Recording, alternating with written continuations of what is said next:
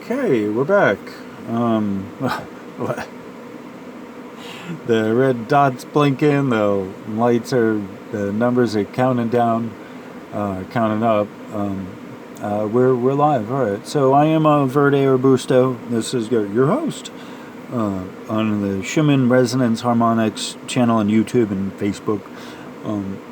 Excuse me. And this is a continuation. This is like part B, or the second part of the final video on.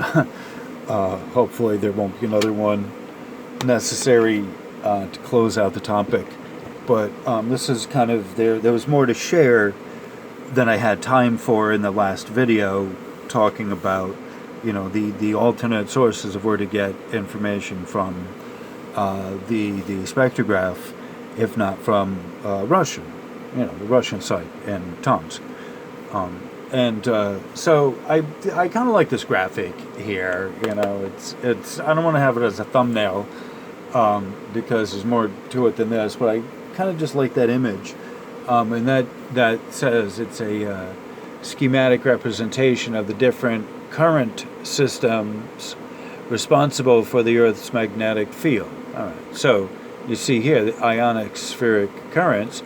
That's what the Schumann, energies, the electric portion of it kind of move transverse through that.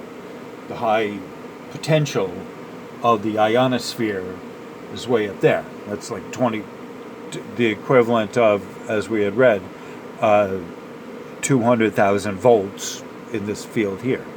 All right, and then you had field-aligned currents. So up here in the magnetosphere, that's going with the magnetic field of the Earth and the Sun, basically. You're at that level. And then you have the mantle down here. Can't even read that. Oh, and the inner core geodynamics. Induced currents. Oh yeah, here, the mantle. All right, so you have the grounding potential here, the induction there of the Earth, the mantle. That's where that starts. They're claiming to, according to this. All right. So this is from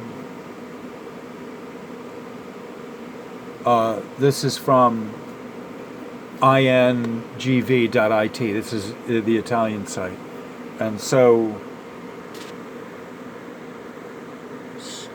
Here we go. All right, so you have, I'm not going to go into it, but all over on here, the ionosphere, middle upper atmosphere, space weather, space-Earth relations, a good way to put that, hydrosphere.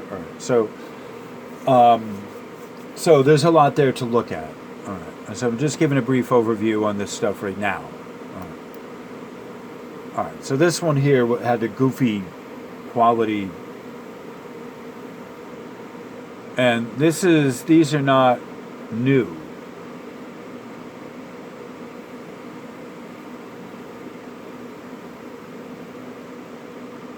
So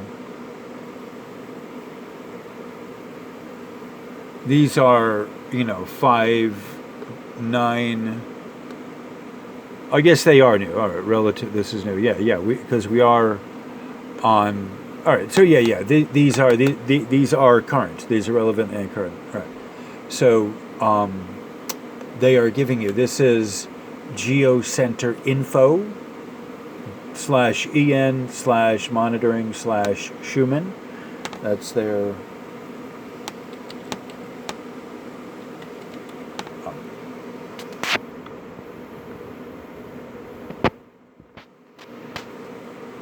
here. All right, now you can see. All right, so geocenter.info. You can't really see it there, but all right. So that's their web address. It looks like they're getting their data from Tomsk, though, from Russia. Okay, and then lo and behold, it says down here, local times expressed in hours of Tomsk, summer standard time. All right, so that's local, but that's still Russia. Now, this.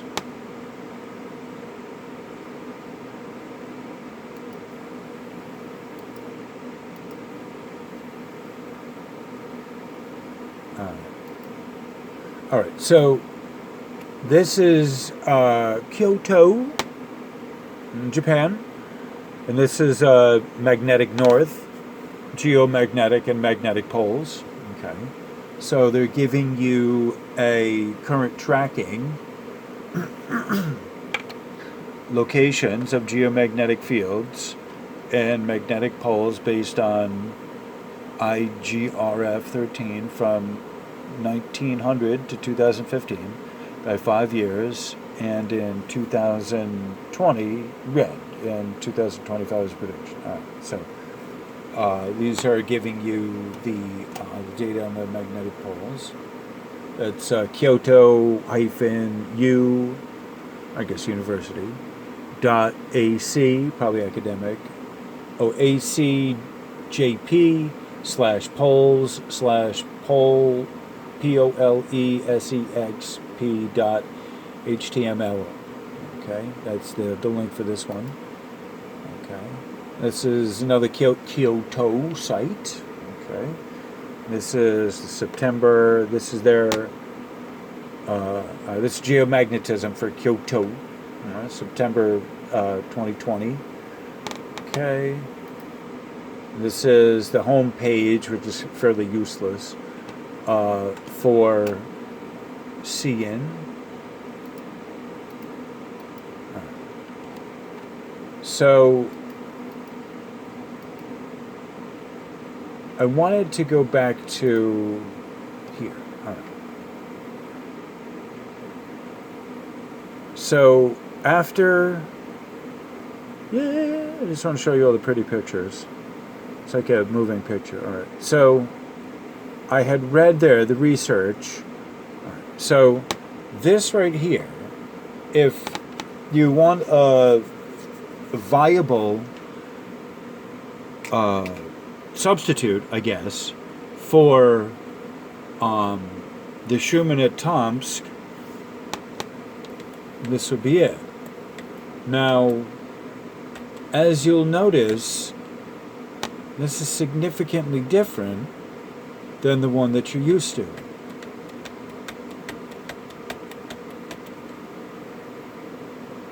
So one of them is showing you rain.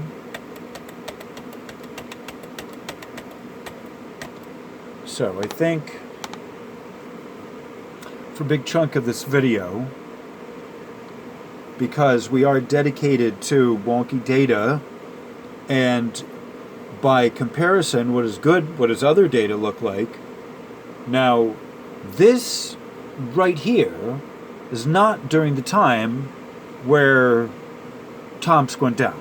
Okay, so I'm not comparing, the two, this being relevant and current for that data anomaly on September 3rd. Okay. So that's a consideration here. Okay. Now, where am I going? How am I saying this? So keep that in mind. All right. So I'm going to read this because, quite honestly, I haven't read it yet. So I'm finding it relevant. I need to read this. I think I'm going to pause this and take some more of my coffee and build up a little Colombian courage here. All right. So give me a minute. Hello. I'm back. All right. So I kind of think I like this as the title page. Wonky Data, Part 10B. So the problem with understanding other stations is knowing what you're looking at. All right. So let me zoom in.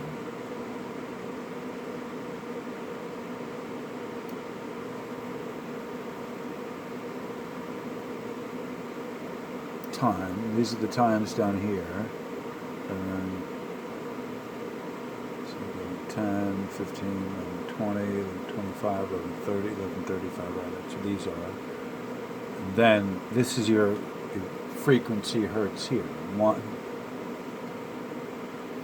I think it's 1K, 1,000. I believe they're terminating at 1,000. And I think this here is 10, this mark here is 10. And it's 10 to the second, so that's squared, I think. That would be 100, I guess actually 100. All right. Anyway, hold on. All right, so that's if I'm understanding correctly. Let me try and get us. Alrighty. Clock's ticking. All right. So I'm going to, I think, go over there and read the article from the website. This is electric oscillations. Okay, that's what this chart is showing. Ay caramba. Thank you all for being with me here. This is, if I haven't said it, this is 10B, part 10B, the last and final of the Wonky data series. It's a very long, circuitous route I've taken, but there needs to be a complete understanding of what the Schumann data acquisition system is, and I want to do my best to give you as thorough a understanding of the data path, where Tomsk is, and really get into a lot of the specifics about where that particular the detector, that machine, is situated. All right, so it's part of this series is understanding technically what you got with Tomsk, and we're learning. All right. So, I'm going to see if I can increase the magnification. Ah, there we go. Nice. All right. Oh, I did not just do that. Oh, you bastards. Yeah, I love it when I don't do that.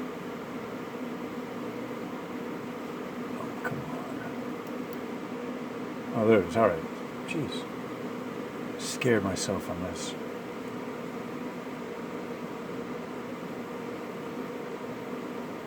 All right. So, with that, oh my, never a dull moment in these things. There really isn't. I like doing these live, quite honestly. It's me against man against machine. Right there, 1313. I claimed it. Boom. Man against machine. And that also includes my chair, by the way. And the cement that's pitted, and all of this, the technology of matter and material stuff. Anyway, okay, onward and upward. Okay.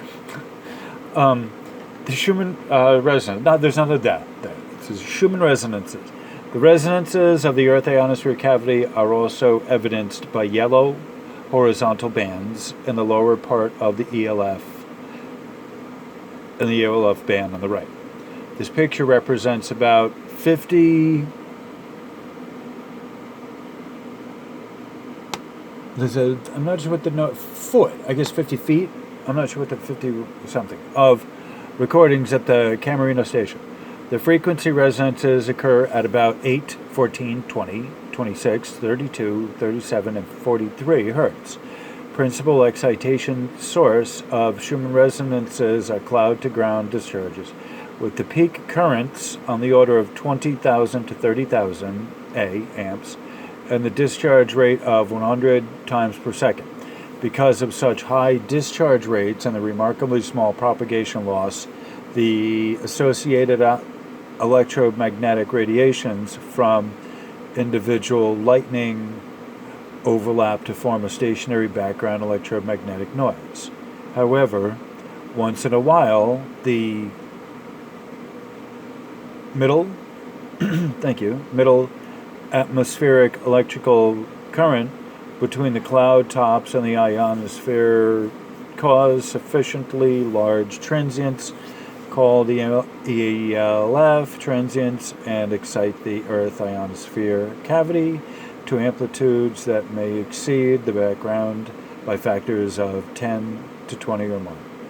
ELF transients have been found to be coincident with transient optical events such as red sprites and elves.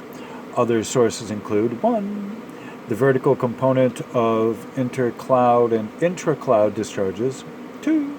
A fluctuating aural electro something there. Approximately 100 kilometers, and ELF whistlers such as a narrow signal is believed to originate as plasma something waves in the day side magnetosheath and to enter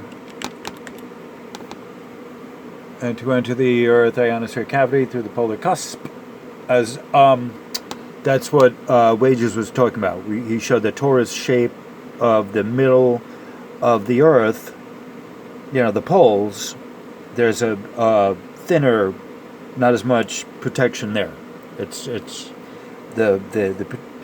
he did a diagram of the Earth and the torus shape in the middle of it. All right, so that's what he's talking about, the polar cusp. Investigations have been performed on Schumann resonance regarding its possible link between geoelectromagnetic activity and human health effects. See Price 2016. All right. So, okay. So that's that. I'm not going to go more into this. I think I want you to kind of go. I get to post the links there in the description so you can go over. And it's late for me. I think I need to take a nap. It's now almost like 1 in the morning. And I gotta go to the store before it closes. Right. So lots of pretty pictures here. But the thing is, when we talk about, and by the way, I'm pretty sure that Tomsk is only the one observatory. I am pretty absolutely certain, because it's a nice clear signal. It only goes up to 40 hertz. I'm pretty sure it's just them and their one station that gets the information. I don't believe it's a conglomerate, a consortium. Certainly not like the Italian network there, and the Italians. Their brother's going to work it out there. I'll tell you that. Brother's going to work it out.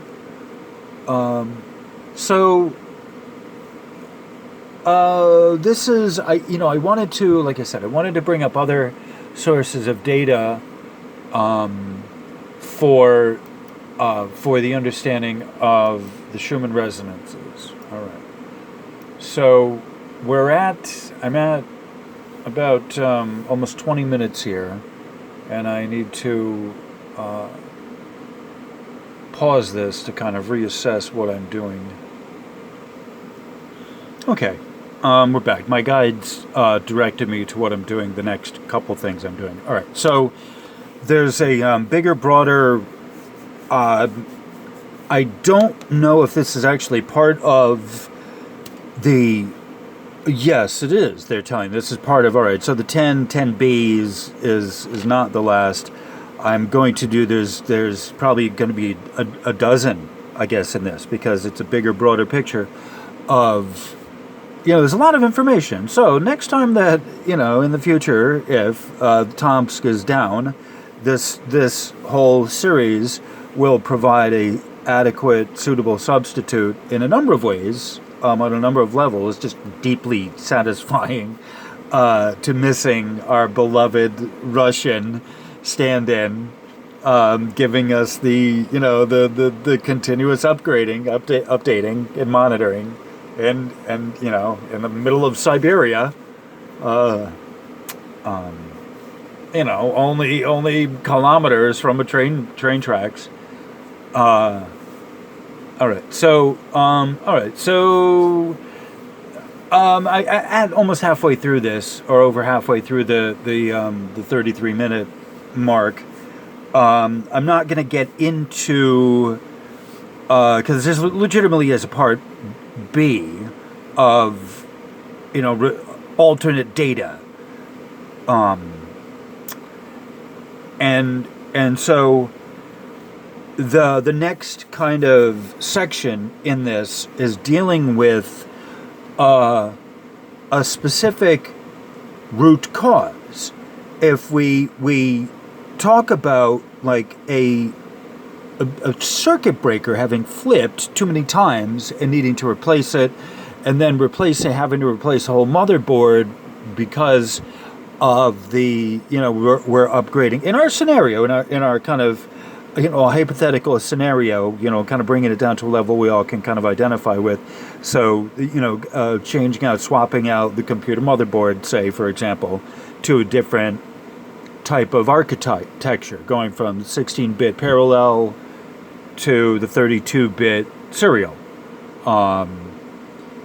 And then to the ultimate, the 64-bit serial ATA.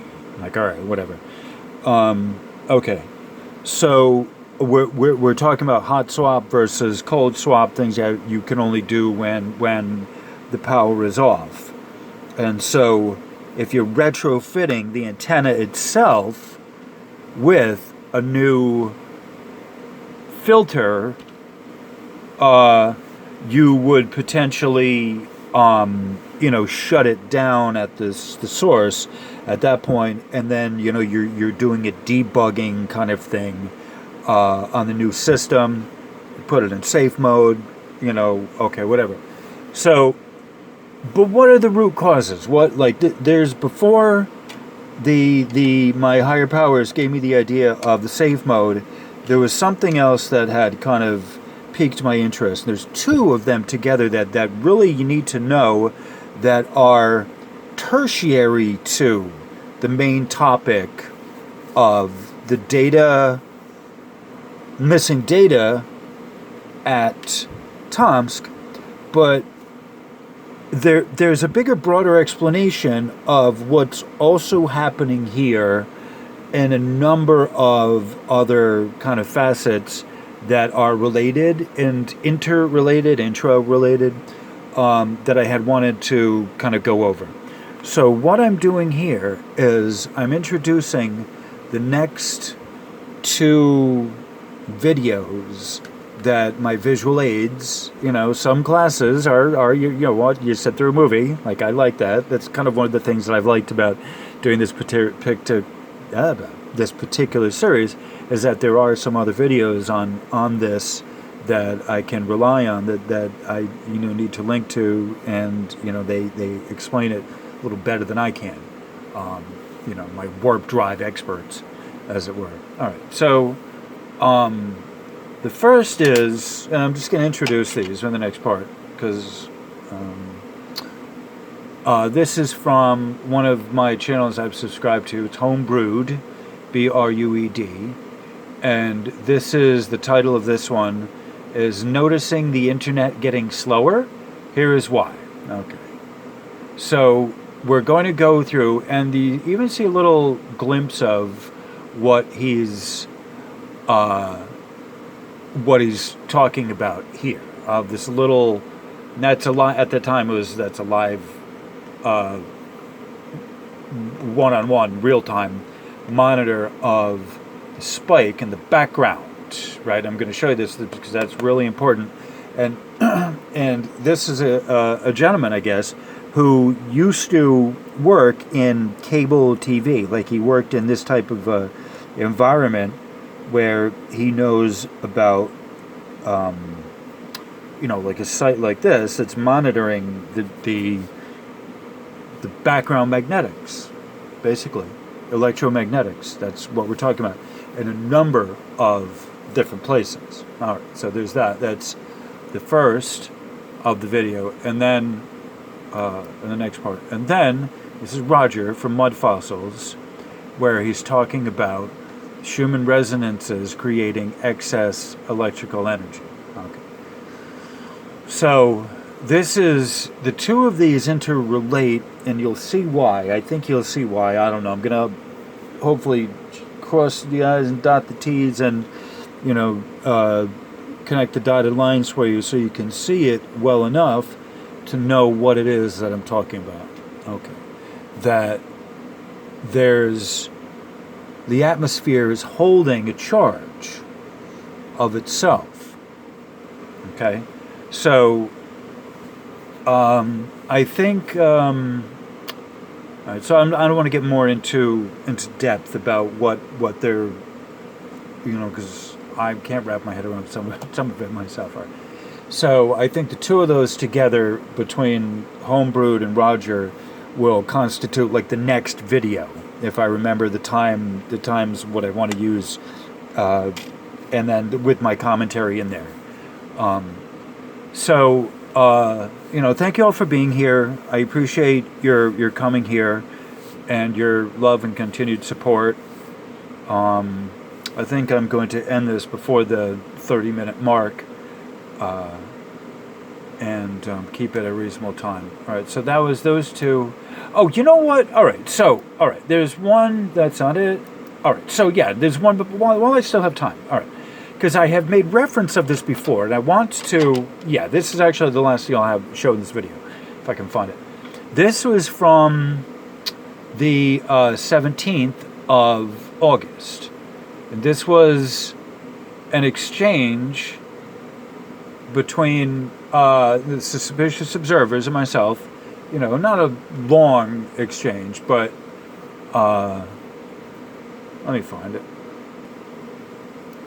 Whether it's flare energy, cosmic ray bombardment, electric current induction, or magnetic field resonance, virtually no health marker or condition is immune to influence by electromagnetism. We've seen hundreds of statistical correlations with space weather parameters, and in the journals today we get a new look at one of the favorite hypothesized mechanisms of action. It turns out that the low-frequency magnetic field resonance, like those that flood the surface of Earth when a geomagnetic storm occurs, are going to disrupt the normal flow of ions in the body, in this case, the potassium ion current. This is a huge cell membrane ion intermediary channel, and it's jacked when the field gets jacked by the solar winds. Last but not least, folks, we've had so many looks at the galactic current sheet, a rippling Parker instability, and a rotating magnetized disk. There are also filamentary structures offshooting from the spiral with the rippling sheet, and folks, I will take every opportunity to pump studies like this that confirm the plasma instability of the... Okay, we're not going to be going into the... All right, so where we're talking about the... I had wanted to share that video on this channel, and so I had asked for permission, basically.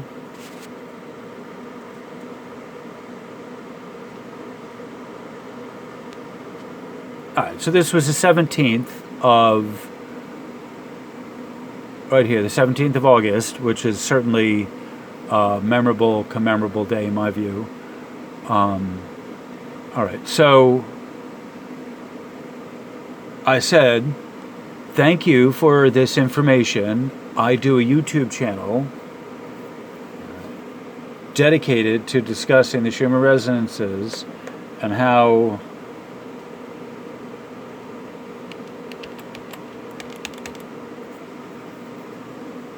let me find it. Oh, there we go. All right. So I said, I do a YouTube channel dedicated to discussing the Schumann Resonances and how EMF in our environment is affecting us. Continually, I've been monitoring how these incoming electrics are affecting the body. I've been looking for research on how these energies affect us. I continually mention that it's our natural electrical conductivity which reacts to these incoming high-charge particles. Thank you for making links to this information and similar for us to observe. I would like to use the small section on the EMF effect on the potassium channels in my next video. Okay. So, well, that'll be this video. All right. So then he says, he gave me this great reply. He says, geez, please don't tell me you are using those broken Russian machines. The Schumann frequencies change with us. They don't change us. We are simultaneously affected, like how both us and the ground get wet when it rains. It only tells us how the energy of the earth is doing. The frequencies are being lied about a lot online. I check that data often. Nothing unusual at all for years. People use the glitches and blackouts on Russian devices to say many absurd things.